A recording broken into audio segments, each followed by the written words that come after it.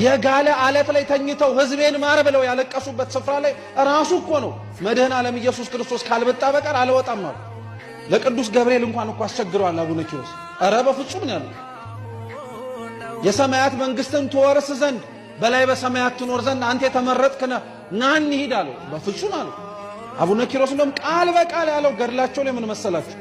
ክርስቶስን በመከራ ከሚመስለው ሰውነቴ በላይ በሰማያት የምታወርሰኝ ምን መንግስት ነው? የህመምን የታገሰ ሰውነት ራሱ የመንግስተ ሰማያትን ያክል ክብር ያለው ነው ማለት ነው። ስንት ዓመት ባልጋ ቁራኛ በደዌ ዳኛ በጸበል የተንከራተቱ ወንድሞቻችን ሰውነታቸው ራሱ የተቀደሰ ሊሆን ይችላል። የጋለ አለት ላይ ተኝተው ህዝቤን ማር ብለው ያለቀሱበት ስፍራ ላይ ራሱ እኮ ነው መድኃኔ ዓለም ኢየሱስ ክርስቶስ ካልበጣ በቀር አልወጣም ነው። ለቅዱስ ገብርኤል እንኳን እኮ አስቸግሯል አቡነ ኪሮስ። ኧረ በፍጹም ነው ያለው።